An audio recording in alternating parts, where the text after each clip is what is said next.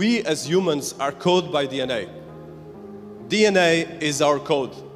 So what happens when we start hacking our own code? And that's my biggest challenge and my biggest question for all of us here, because this is the biggest thing that happened in the history of mankind. It's not just me saying this. One of the founders and directors of Google was saying that blockchain and AI are the biggest invention of mankind after fire and electricity. So, what is the DNA of our time? So if you look at the DNA of our time, it's all about technology. We are technology driven, we sleep with our phones, we have our sensors all over the place. Probably, I think everyone here has at least 2 phones with you as we speak, and every phone has around 20 to 30 sensors monitoring everything we do. And the data that we are creating in social media, emails and so forth is creating a digital profile of each of us. And these digital profiles, of course, is being used by big corporations like the likes of Silicon Valley, but as well by governments to understand about us and how they can get more about this. So this is kind of what we have, but this is changing in a much bigger level at the moment. When we look into what's happening in the US, sentient world simulation run by the intelligence community that is basically picking up data from transhumanistic technologies of all the people, creating a real world simulation to turn US citizens into biorobots. We cannot reverse this. This is happening as we speak. So this is going to be a quantum leap in our history of humans, because if you look at the history of evolution, the evolution would take hundreds of thousands of years for us to be mutated, humans. In the next 5 to 10 years, or 20, we're going to have singularity happening, we're going to have a lot of things, machine to humans, and we're going to be able to create hybrids between humans and machines. So something that would take hundreds of thousands of years to happen, now is going to be possible to do in the space of years or even months. Of course, I'm not trying to be futuristic here, but there's a lot of things that are happening as we speak right now. But of course, the biggest challenge is about governance and ethics. A targeted individual is linked to a computer simulation by finding the resonant frequency of their DNA and then setting up a standing wave of DNA between a device and the targeted individual. By measuring slight variations in phasing using pulse code modulation, the targeted individual's mind is mapped out and a cognitive model is created in the computer.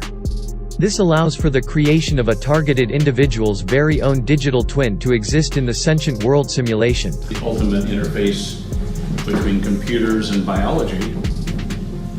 The digital code and the genetic code have a lot in common, something Schrödinger pointed out in 1943, saying it could be something as simple as the Morse code. And digital code, as you know, is a binary code, 1s and 0s, and your genetic code is literally a 4-base code with AC, Gs, and Ts. And we can now readily convert in between the two. And we can define life at its most basic level. So things that were a mystery 50, 60, 70 years ago, we understand completely. The new model regards DNA as a stable waveform of information that is not primarily acting through the molecular chemistry and composition, but through the oscillations and coherent acoustic and electromagnetic fields that the atoms and molecules create.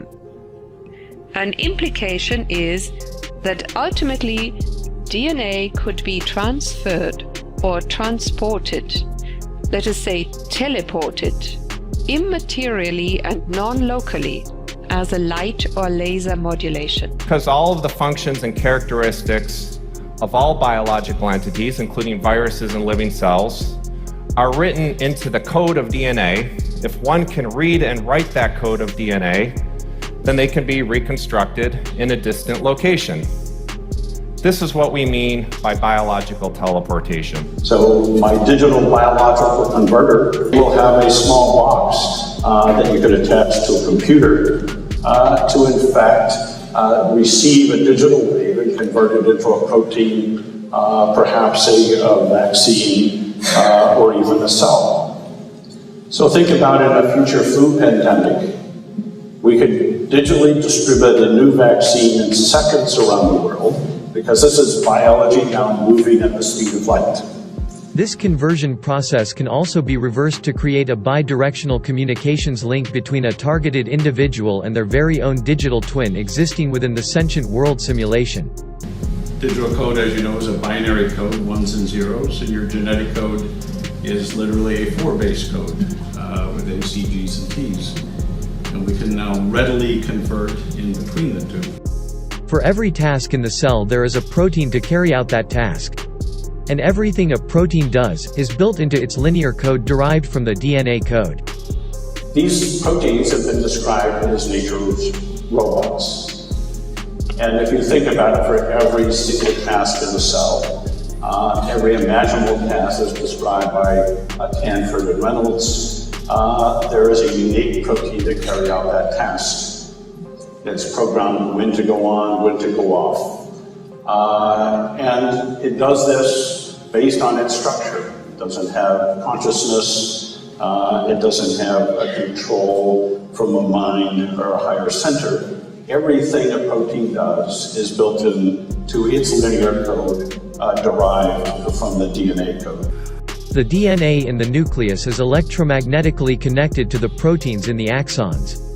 This complex electromagnetic relationship between the proteins and the DNA is how the DNA tells the protein robots when to go on and when to go off. In each hydrophobic pocket, the electron clouds of indole and phenylalanine rings may become shifted one way or another. Much like a bit of data in a computer, a 1 or a 0, this quantum bit can also exist in a state of quantum superposition between both states. This alters the pathways that energy can inhabit in the microtubule. The DNA in the nucleus is connected electromagnetically with microtubules in the axon.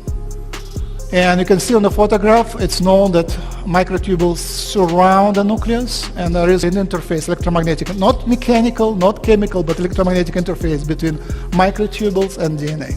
The electromagnetic instructions sent between the DNA and the proteins is decoded by setting up a standing wave of DNA between a device and a targeted individual, and then measuring slight variations in phasing using pulse code modulation.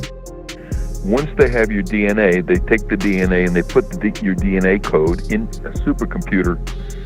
And in that supercomputer, they run algorithms that biocode electromagnetic transmissions so they bioresonate with your body.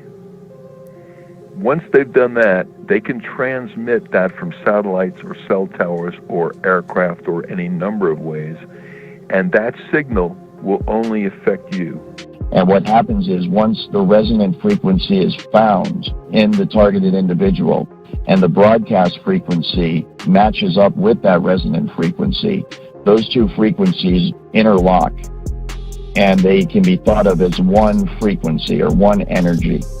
And what happens is between the broadcast frequency and the individual that's receiving the broadcast frequency, once it's resonating, once they are resonating together, a super highway of frequency along which information can be sent is created. And so you can think of it just like fiber optic cables that you use to send signals over the internet that connect people to the internet. It's the exact same thing, only a wireless application of that. And so once you have connected the targeted individual with the frequency and they resonate together, then you have a perfect avenue upon which to send and receive information back and forth. And that's exactly how they manipulate someone's thoughts. They send voices into someone's head.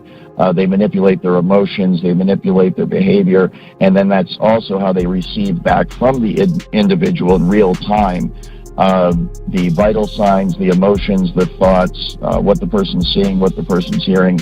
And then all that information, of course, is rendered on a computer elsewhere via software, and it can be monitored and tracked in real time. At the moment, we're digitalizing all our activities. Our physical, like a bit of the organic and the digital are merging.